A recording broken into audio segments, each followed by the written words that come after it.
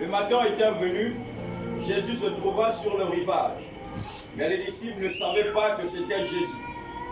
Jésus leur dit, enfants, n'avez-vous rien à manger? Ils lui répondirent, non. Il leur dit, jetez le filet du côté droit de la barque, et vous le trouverez. Ils le jetèrent donc, et ils ne pouvaient plus le retirer, à cause de la grande quantité de poissons. Alors le disciple que Jésus aimait dit à Pierre, c'est le Seigneur. Et Simon-Pierre, dès qu'il eut entendu que c'était le Seigneur, mit son vêtement et sa ceinture, car il était nu, et se jeta dans la mer. Les autres disciples vinrent avec la barque, tirant le filet plein de poissons, car ils s'étaient éloignés de la terre que d'environ 200 coudées. Lorsqu'ils furent descendus de la terre, ils virent là des charbons allumés, du poisson dessus et du pain. Jésus leur dit, apportez les poissons que vous venez de prendre. Simon-Pierre monta dans la barque et tira à terre le filet plein de 153 grands poissons. Et quoi qu'il en eût tant, le filet ne se remplit point. Jésus leur dit, venez, mangez. Et aucun des disciples n'osait lui demander, qui es-tu? Sachant que c'était le Seigneur. Jésus s'approcha, prit le pain et leur en donna, et fit de même du poisson. C'était déjà la troisième fois que Jésus se montrait à ses disciples, depuis qu'il était ressuscité des morts. Après qu'ils eurent mangé, Jésus dit à Simon-Pierre, Simon, fils de Jonas, m'aimes-tu plus que ne m'aime ceci? Souligne cela dans ta Bible, souligne ce verset. Allons-y. Il lui répondit, oui Seigneur, tu sais que je t'aime. Jésus lui dit, paie mes agneaux. Il lui dit une seconde fois, Simon, fils de Jonas, m'aimes-tu? Pierre lui répondit, oui Seigneur, tu sais que je t'aime. Jésus lui dit, paie mes brebis. Il lui dit pour la troisième fois, Simon, fils de Jonas, m'aimes-tu? Pierre fut attristé de ce qu'il lui avait dit pour la troisième fois. Repose, tu as quel verset? Verset 17. Je vais une autre version de ce verset. Quand il a posé la question la troisième fois, dans ta version, il dit Pierre s'est attristé. Dans ma version en anglaise, il dit Pierre s'est mis en colère. Je vais dire deux versions de ce même verset. Quelqu'un de version qui n'a pas écrit la même chose.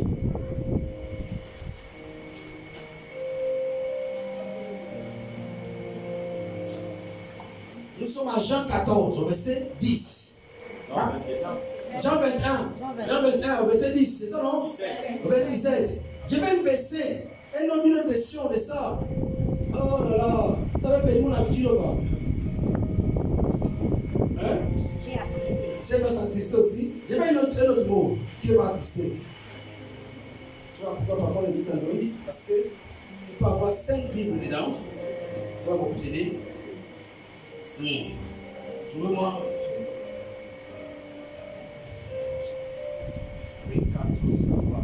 Donc chez vous tous ça c'est écrit attristé. Hein? Personne a français courant ici?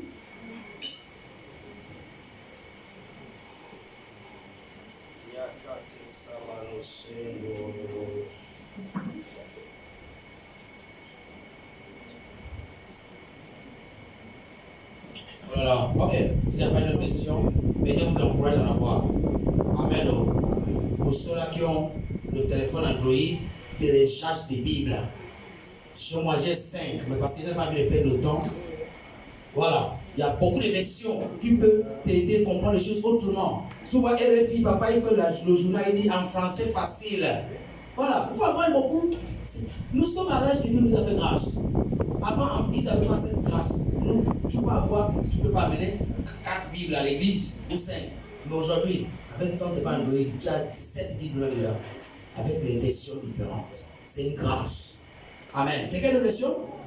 Hein? Ok, allez-y. Jésus lui demandait une troisième fois. Ah. Simon, fils de Jean, as-tu de l'amour pour moi?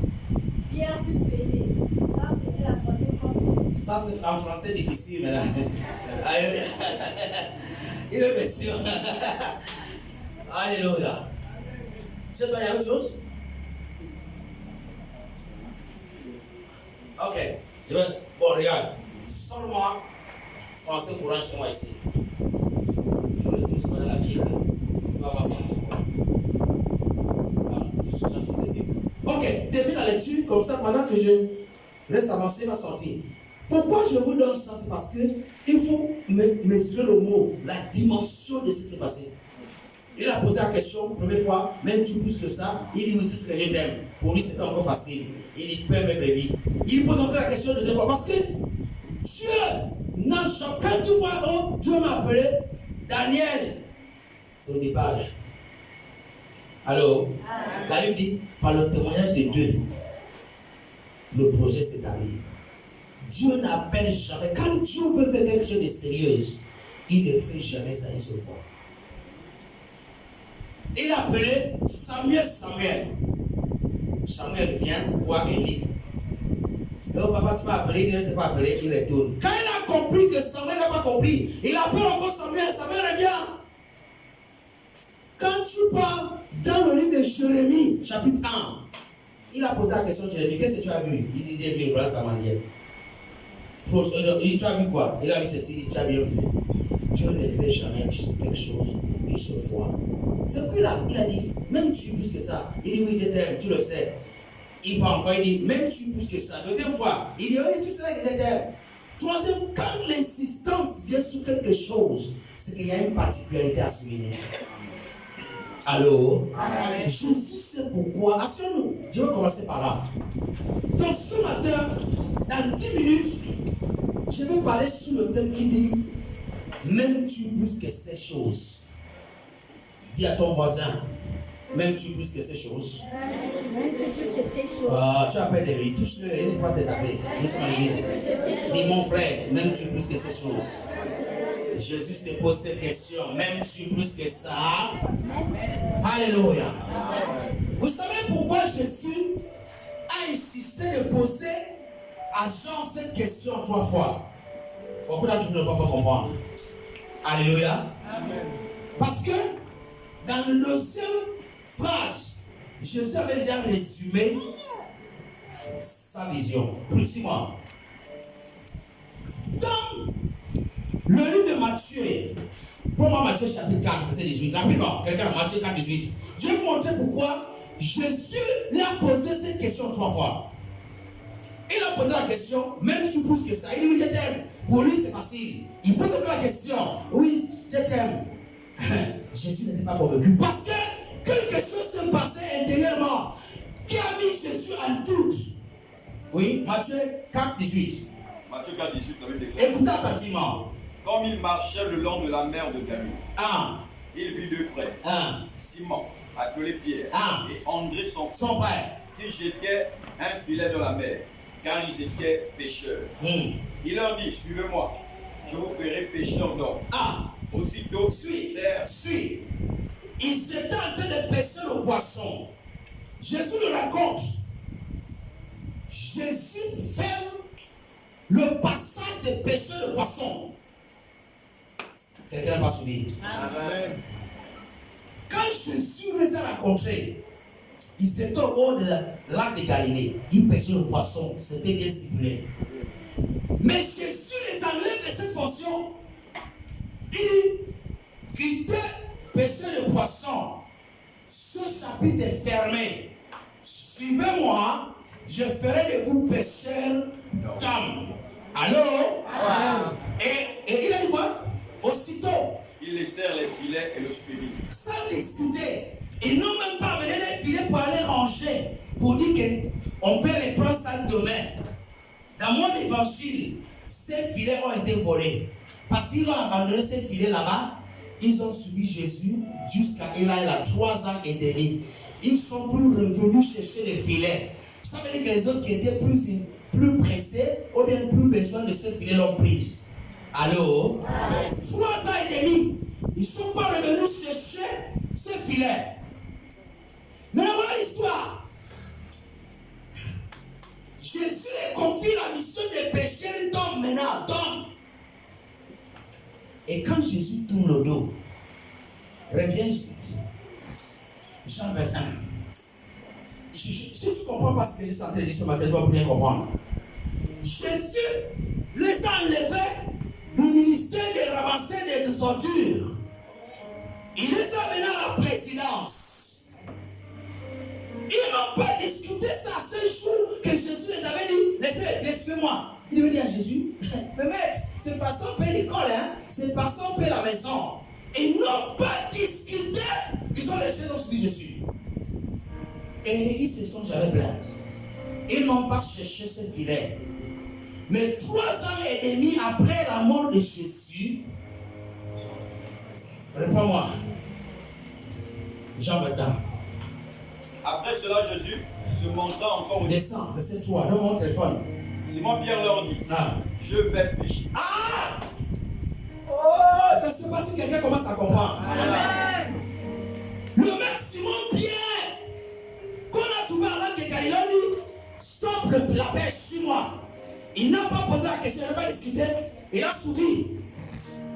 Jésus les a donné le mandat 3 ans et demi. Quand Jésus tourne le dos, le mec Simon-Pierre dit, alors, Je vais pécher. dis je vais pécher. Je vais pécher. Je vais aller pécher. Ils vont aller pécher quoi? Le poisson. Le chapitre du travail qui a été terminé depuis 3 ans et demi. Il ne sait même plus là le filet se trouve. Il ne sait même plus là la pilote se trouve. 3 ans et demi, mon frère.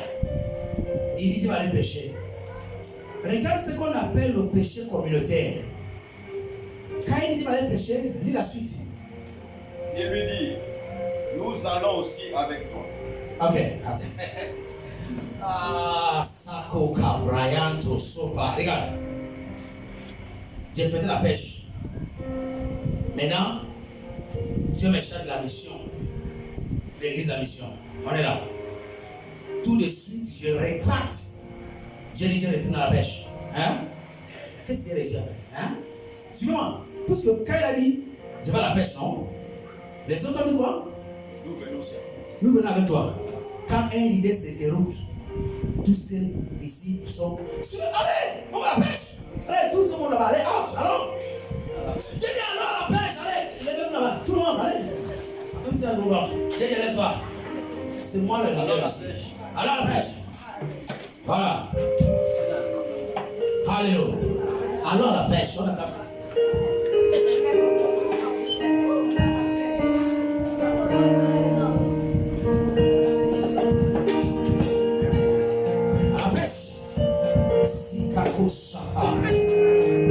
Suivez-moi. Voilà comment les gens sont bizarres.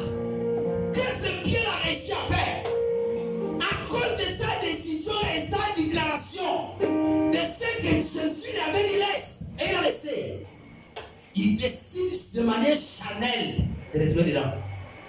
Il réussit à dérouler tout ce monde. Je vais à la pêche. On dit frappe le berger et les brebis seront dispersées. Dès que lui-même, il est propre à la vision, il n'est plus convaincu, il sort la pêche, tous ses disciples l'ont suivi. Le temple fait quoi? Les côtés est resté vide. Allô? Ok, revenez. Allons, venez, la pêche est finie. Voilà le problème.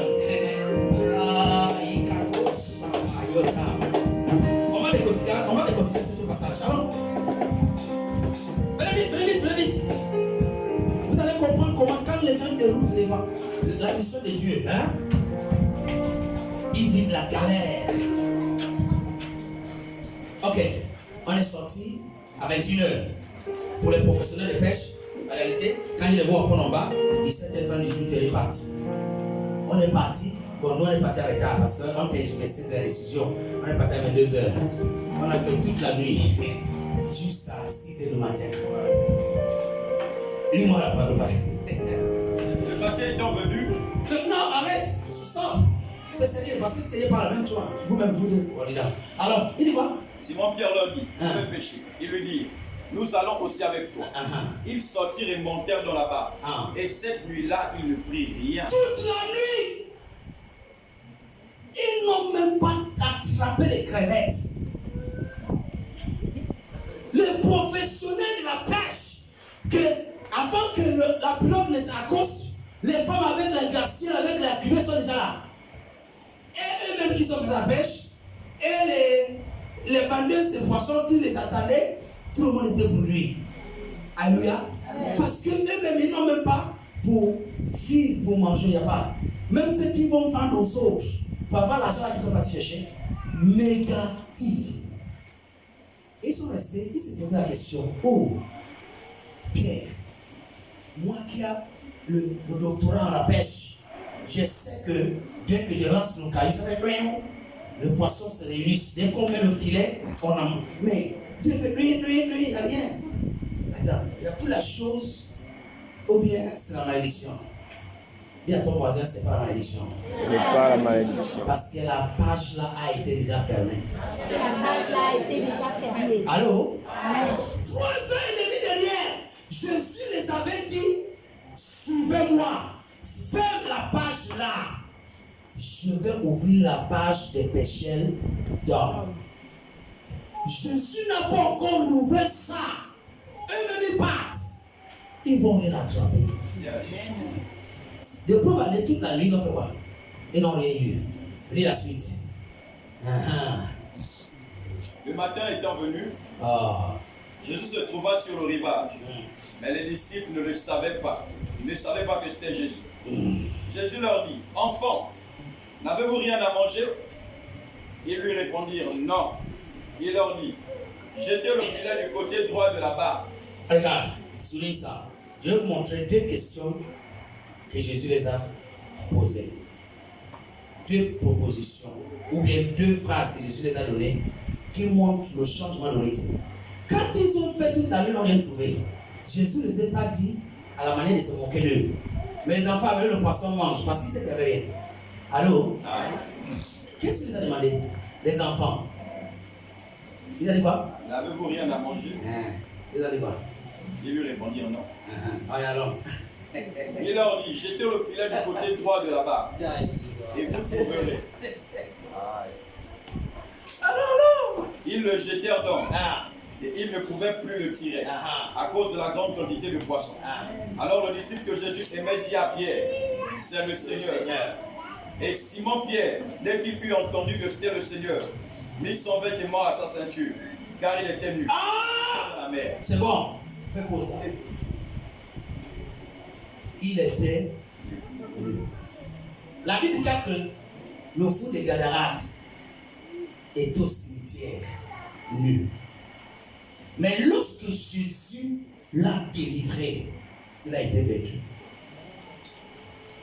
Ça veut dire que lorsque tu te retires de Jésus, tu deviens nu. Ta croix disparaît. C'est la raison pourquoi beaucoup d'entre nous, on a travaillé toute la nuit, on n'a même pas les crevettes. Regarde, bon, nous sommes en conseil des ministres, soyons honnêtes. Ministre des affaires bizarres. Depuis que tu as commencé à faire des affaires bizarres, tu as quel résultat? Non, tout le membre des cabinets me boude. Ils vont te bouder parce que tu n'es pas sous les ordres. Oui, toi, parce que tu n'es plus sous la couverture de celui qui t'a dit 6 mois. Amen. Pendant que tu servais Dieu là, comme un maboule, les gens te traitaient des dieux. Des choses marchaient comme des coups de baguette magiques. Parfois, tu ne sais même pas comment ça s'est passé. Tu t'es marié, comment l'argent a été réuni, tu ne peux pas expliquer. Tu as mis tes enfants à l'école, d'habitude, chaque rentrée scolaire, il faut que tu sois comme Babia là. Mais Dieu faisait des miracles, tu ne comprenais rien avant de savoir quand ça s'est fait. Depuis que tu as commencé à jouer aux zinzins là, même pour nourrir même les enfants là, tu n'y arrives pas. Un petit problème que quelqu'un va regarder et dire bon laisse, ça devient un grand souci. Parce que quand la main de Dieu n'est plus là, alléluia. On avait une sœur, elle avait l'habitude de venir à l'église. Son mari se plaignait de l'absence. Alléluia.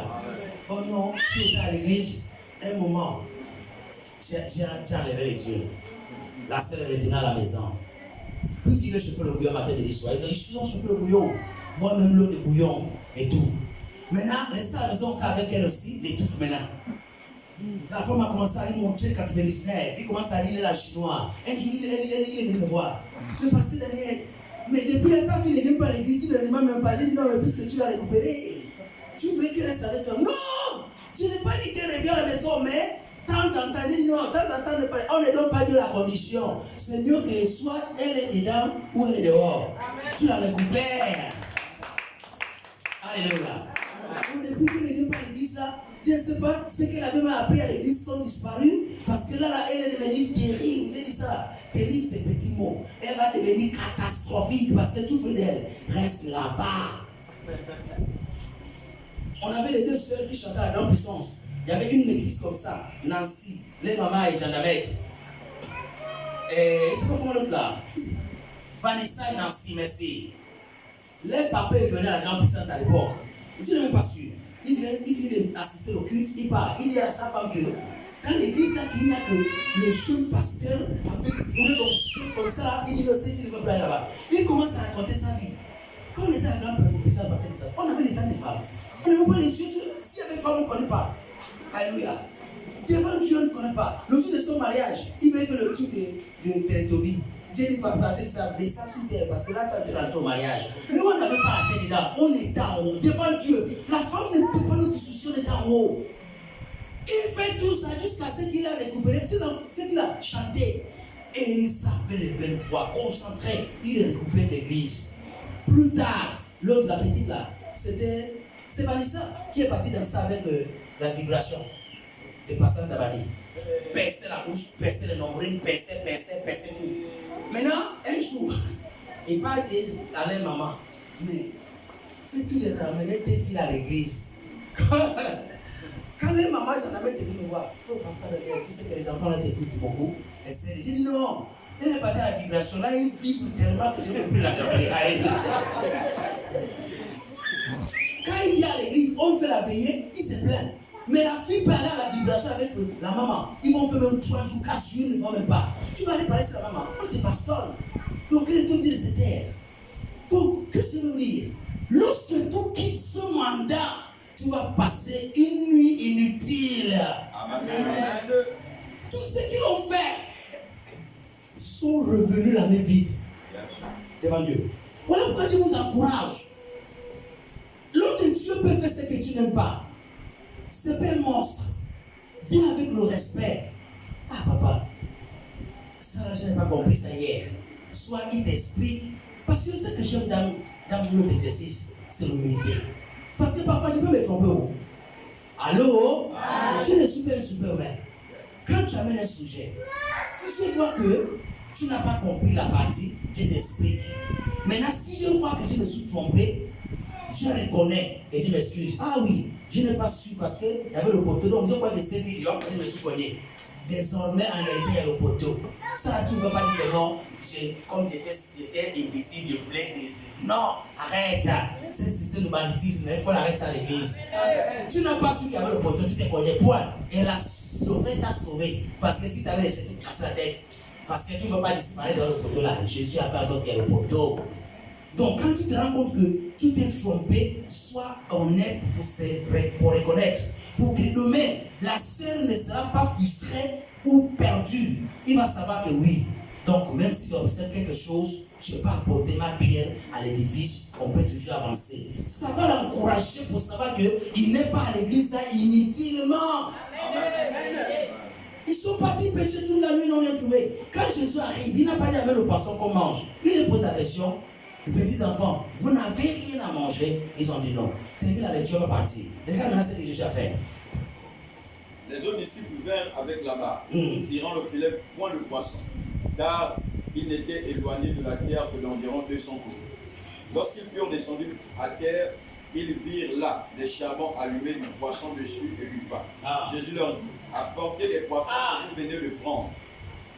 Simon-Pierre monta dans la barque et tira à terre le filet point de 153 grands poissons. C'est bon. Ça là. Mais ils étaient combien? 12 disciples. Donc chacun prend un gros poisson. Après, sur 153, hein? Dis à ton voisin, si tu laisses Jésus, tu es inutile. Dis ça bien, il ne comprend rien. Si tu laisses Jésus, tu es inutile. Ils ont fait toute la nuit avec leur expertise, il n'y a rien.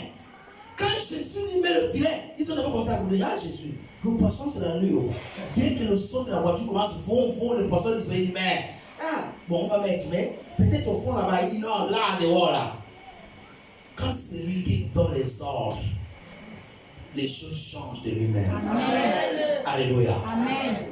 Sérieusement, ils ont pris 153. 153 moins 12, ça reste combien? Ça reste 141. Hein? C'est ça, non? 141.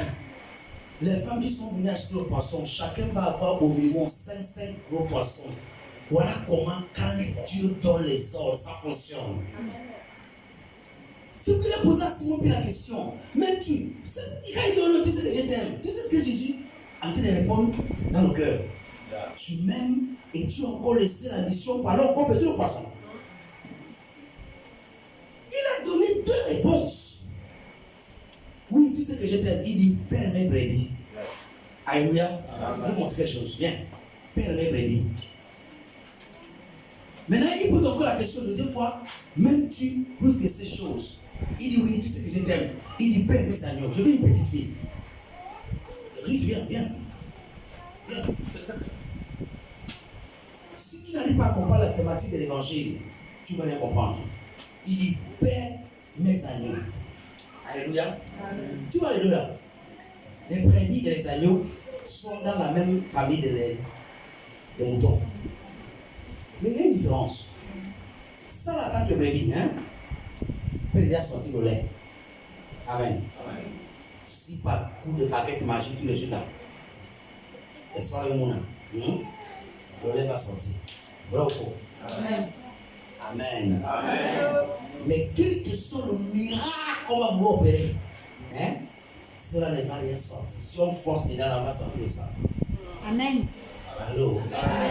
Ça veut dire qu'ici, on doit le gérer avec beaucoup de délicatesse. Il n'est pas encore prêt à sortir de lait. Donc on est obligé de l'enseigner, encadrer. Imagine un peu par exemple tout de suite là. Quand j'ai dit viens donner 10 000, il va chercher celle-là, viens.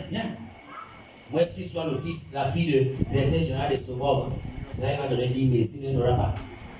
Parce qu'il faut d'abord chercher ça dans le taxi pour aller à l'école. Alléluia. Donc, même si elle dit qu'elle va faire l'effort, elle va garder 200 pour avoir 10 000, ça fait 2 mois. Alléluia. C'est là, c'est une agneau. Elle n'a pas le lait. Alléluia. Voilà comment ça se passe. Donc, il dit, Père mes brebis, je t'ai donné une mission. Il dit, ok, je comprends. Il pose encore la question, même tu goûtes ces choses. Oui, tu sais que tu t'aimes. Il dit, Père mes agneaux. Ça veut dire que tu mélanges les pères, tu comprends rien. Bon, allez-y. Il a donné des missions. Occupe-toi des grands et des petits. Apprends comment élever les forts et les faibles. Maintenant, il pose la question une troisième fois. Pierre se fâche. Et toi, tu le sais. Il dit non, je ne sais pas. Parce que c'est moi qui t'a dit laisse pêcher le poisson. Et quand il tourne le dos, tu vas retourner dedans. Donc, quand tu dis que tu m'aimes là, est-ce que tu peux te croire ou non? Parce que les pauvres, quand on aime, on s'engage. Tu m'aimes, tu as laissé la mission que je t'ai confiée. Qu'est-ce qui s'est passé? Alléluia. Donc aujourd'hui, à nous prenons soin de beaucoup de choses qui n'ont pas de sens, qui ne sont même pas dans la mission de Dieu. On a l'amour pour eux plus. Tu peux même laisser le culte pour aller à l'association. Et tu blagues. L'une de mes filles, je n'ai pas venu au culte le matin parce qu'elle avait rendez-vous avec son oncle qui devait l'aider, trouver l'argent pour faire son dossier. Quand il arrive chez son oncle et ses enfants sont en train de dormir. 9h, 10h, 11h. C'est à 11h qu'ils se sont réveillés. Maintenant, puisqu'elle est venue chercher, pendant qu'ils étaient en train de terminer tout ce qui est la justice, elle balaye la maison, elle a des assiettes, elle a fait mamite, elle balaye tout. 13h30, 14h, alléluia.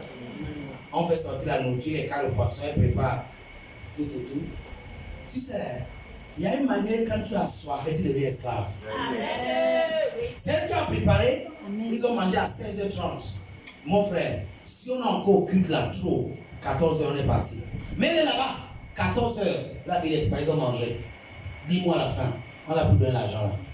Oh, tu attends a fait noir parce qu'il y avait un petit décalage sur mes finances. Pourtant, qui pouvait venir au culte, il termine le culte, il part. Même si l'on n'a pas raconté les histoires, il va écouter ça là-bas. Mais il manque le culte, il part là-bas faire la ménagère qu'on n'a pas payé avec l'avantage. Même-tu plus que ces choses?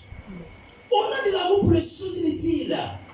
On aime plus des choses que nous pensons être bon. Bien aimé, si on ne développe pas l'amour pour Jésus, tout à l'heure quand j'ai rentré, parce que ça va te dire quelque chose. Si tu meurs comme un païen, malheur, en fait, tu es le plus malheureux de la terre. La seule chose qui peut nous sauver, c'est l'amour que nous avons pour Dieu. Parmi les abominations qui circulent à ce moment, j'ai vu une vidéo vendredi. Des petits garçons. Mais non. Tu sais, je préfère même avoir affaire avec un garçon et une fille.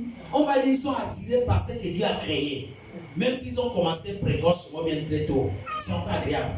Mais des garçons, ça ce n'est que le diable.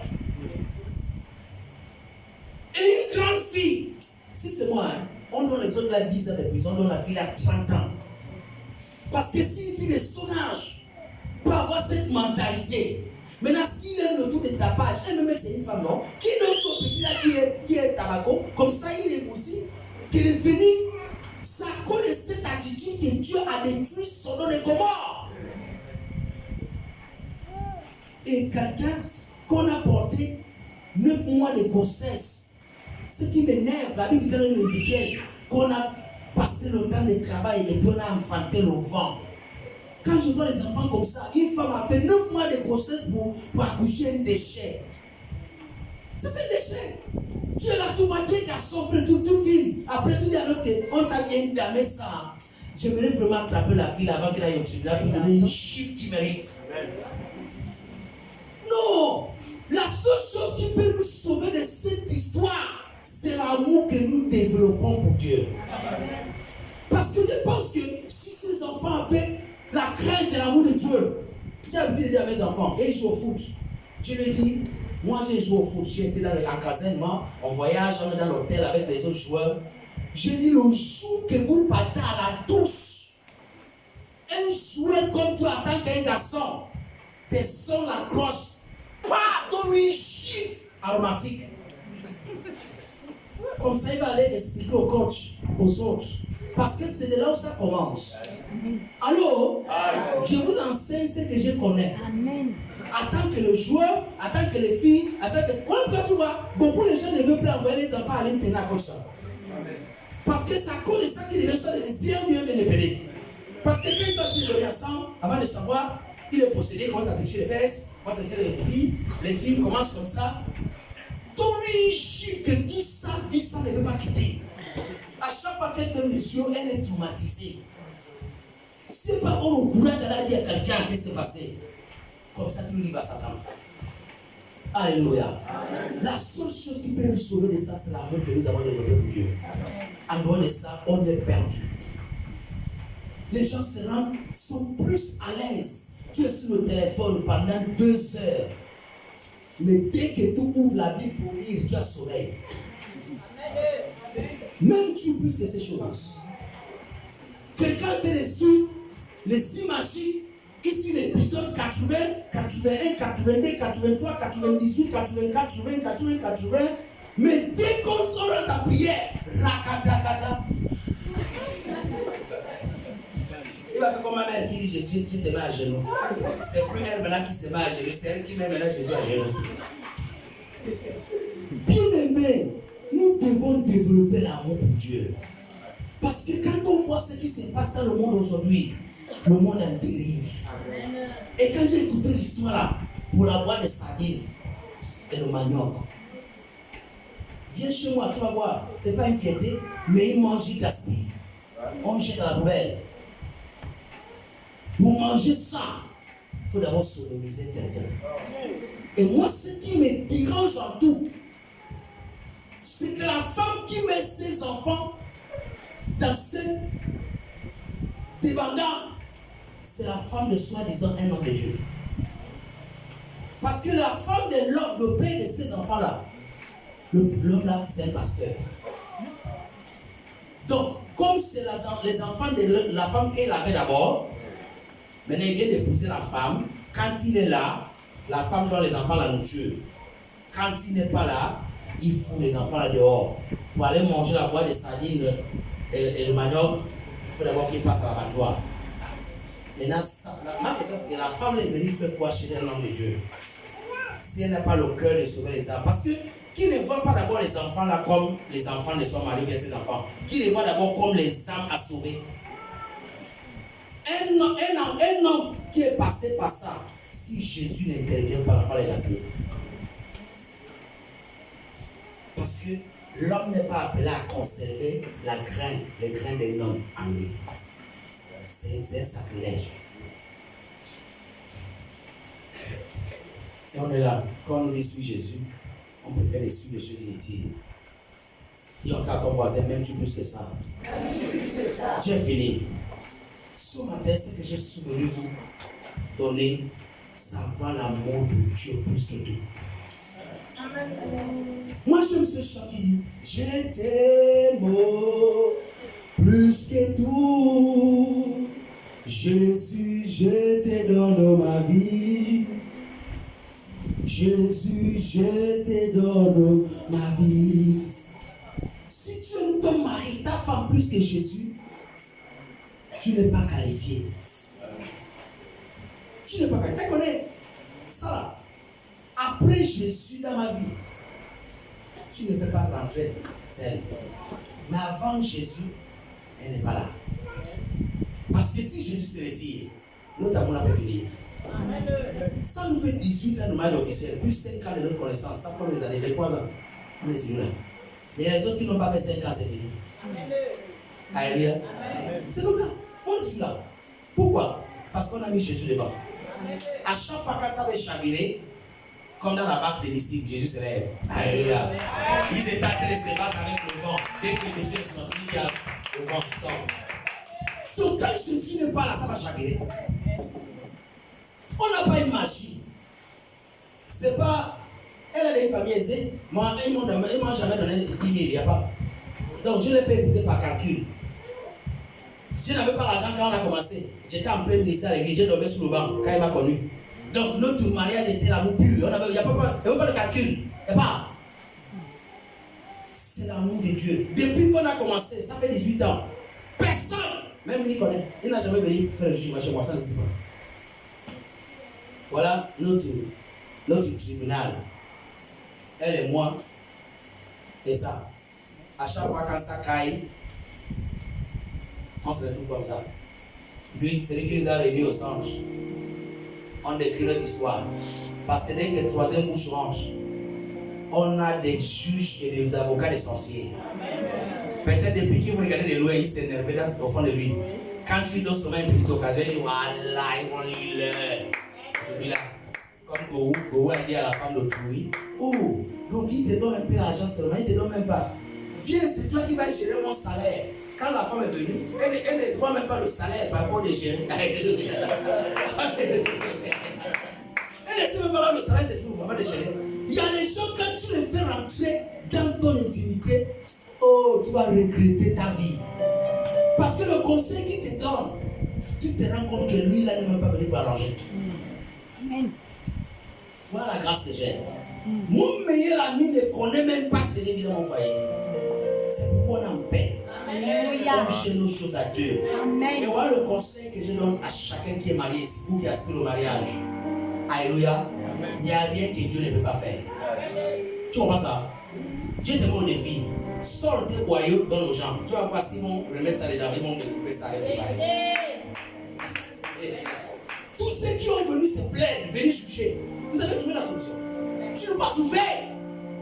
Parce qu'ils vont toujours venir, soit ils disent oh non, c'est toi qui as raison, c'est toi qui as tort. Qui t'a fait juge? Les avis sales de la famille, la bonne chose en famille, elle est là. Personne n'est jamais venu parler depuis 18 ans. Chez moi, ça n'existe pas. On a la loi, pourquoi? Ils se retournent, parfois, ils veulent même monter par la fenêtre pour chercher à voir. On le voit. On le voit. Parce que qui va le faire la porte? Je ne sais pas. Amen.